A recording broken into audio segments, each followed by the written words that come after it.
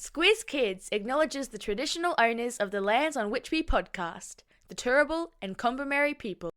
Squiz Kids! It's your daily news fix. Fun, free, fresh.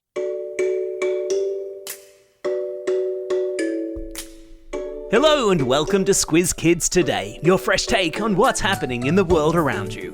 I'm Bryce Corbett. It's Thursday, February 1. In Squiz Kids Today, another cyclone for Queensland, China's grandpa gamer, the fake striped pyjama bird, and Gangster granny gets a new monkey friend. That's what's making news, kids style. The Lowdown. Hello, Queensland. Can you hear me? Are you receiving this podcast underneath all of that water? Because the rainfall that's tumbled down on you in the last 72 hours has once again been so epic that large parts of the Sunshine State are either underwater, preparing for rivers to overflow, or cleaning up after bouts of flash flooding. Many schools across the state were closed again yesterday as ex-tropical cyclone Kirrily continued to wreak weather havoc. Good news if you're a kid who wants a day off school, or if you're a duck. Not so great if it also means your bedroom is 4 feet underwater. And there is the threat of more to come, with weather forecasters yesterday reporting they were keeping a careful eye on a weather system currently out at sea, which might turn into yet another cyclone by as soon as next Tuesday. That would be 3 cyclones in 2 months, with the state still reeling from cyclones Jasper and Kirrily. How much wild weather can one state bear? It's the same question that's being asked this week over in Perth, where a heat wave has settled over Western Australia, pushing temperatures there into the high 30s.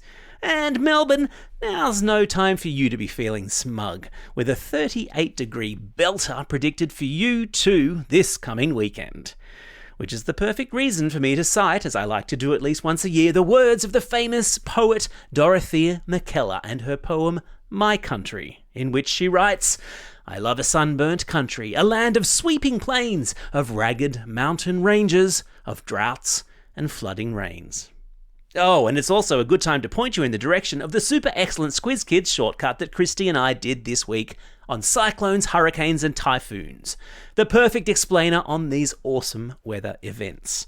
There's a link in today's episode notes, or you can search for it in your podcasting app or via our website.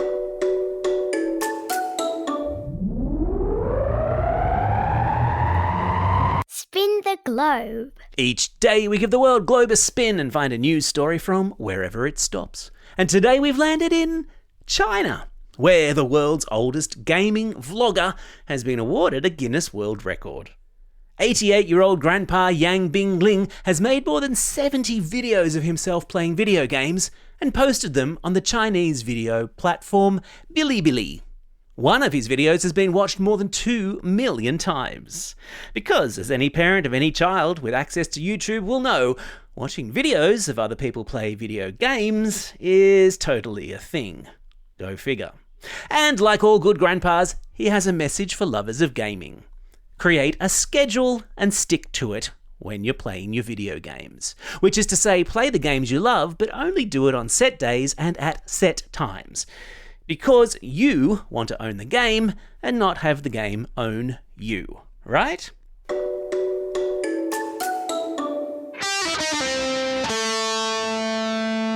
Pop Culture Corner. If you're like me and you love a gangster granny, a billionaire boy, or a good old dose of world's worst parents, you'll be as excited as I am to learn that best-selling kids author David Walliams has announced a new book. And this time, it will be a comic strip book. The English author, whose characters include Space Boy, Marmalade the Orange Panda, and Robo-Dog, told fans yesterday that a new character will be springing from his wild imagination in the shape of Astro-Chimp. The premise? Chump, the chimpanzee, sets off on a deadly, dangerous mission to orbit Earth, encountering dog space pirates and evil insects along the way. Sounds cool. And where his previous books have been chapter books, Astro-Chimp will be in a comic strip format. So, heaps of amazing drawings to accompany all the madcap action. It's due to hit bookstores in May.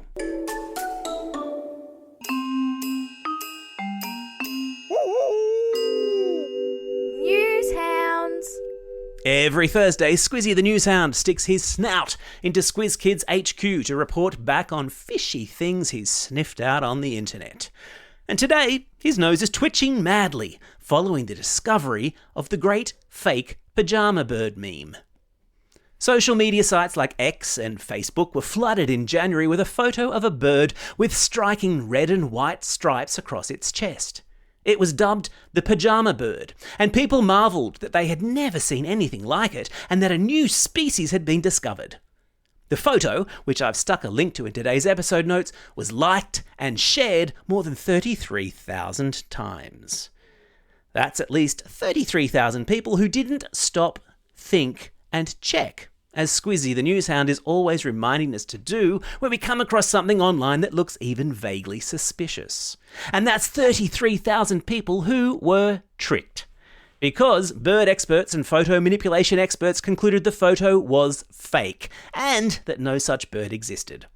Another reason to make sure you and your class are among the 1,900 across Australia who have signed up to do Squiz Kids' very own free media literacy course, Newshounds, teaching kids to spot misinformation when they come across it online. Sign up now via the link in today's episode notes or via our website, squizkids.com.au. You're welcome. Psst! Teachers, it's me, Bryce. I'm about to let you in on a secret that is going to make your lives so much easier. You've heard about Classroom Companions, right? The free, levelled literacy activity sheets tied to the podcast that Christy, Squiz Kids' very own primary school teacher, creates every Monday. Well, they've just gotten a whole lot more user-friendly with the release this week of a searchable database. Now you can dive back into our extensive back catalogue of classroom worksheets, every single one of them curriculum-aligned, and find a worksheet that ties in with whatever you're teaching on any given day. Head to the Squiz Kids website, squizkids.com.au, or follow the link in today's episode notes. Did I mention they're free? Once again, you're very welcome. Time for the quiz. This is the part of the podcast where you get to test how well you've been listening. Question number 1. Which country does the Guinness Book Record holding Grandpa Gamer come from? Yeah, that's right, he is from China. Question number 2. What colour were the stripes on the fake pyjama bird? Well done if you remembered that they are red and white. Question number 3. What's the name of the new book coming out later this year by kids author David Walliams? Yeah, that's right, the book's called Astro-Chimp.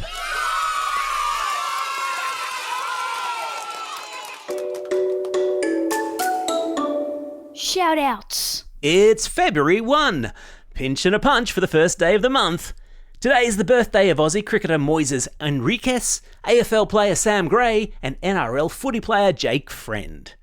Plus, today is World Hijab Day, celebrating the head covering worn by many girls and women of the Islamic faith. It's also a special day for these Squiz Kids celebrating a birthday today. Ethan from Cannon Hill and Abigail from Yamanto. And a reminder to the Squiz Kids who celebrated a birthday in the summer holidays to check the bumper holiday quiz episode that came out the week of your birthday for your birthday shout out. And for those of you who missed out that cutoff, we'll continue to work our way through your belated birthday shout outs this week, including a happy belated birthday today to Gregory from Gulgong, Vincent, Charlotte, Rosary from Goodna, Savandi, Yohita, Nash, Gautam, Victoria, Arush and Ayush, all from Forest Lake, Taylor, Spiro and Max from Warrnambool, Summer, Arthur, Ector and Imogen from Cannon Hill, Ben from Vermont South and Joanne from Ivanhoe. And don't forget, Classroom Shoutouts will be back again next week. Don't forget, if you've got a birthday coming up and you want a shout out, or if you're after a classroom shout out, drop us a line at squizkids@thesquiz.com.au or fill out the form on our website. Well, that's all we have time for. Thanks for listening to Squiz Kids today. I'll be back again tomorrow with the Kids vs. Adults Weekly News Quiz to test how well you've been paying attention to the week that just was. Plus, of course, all of our Friday and weekend birthday shout-outs. In the meantime, though, get out there and have a most excellent day. Over and out.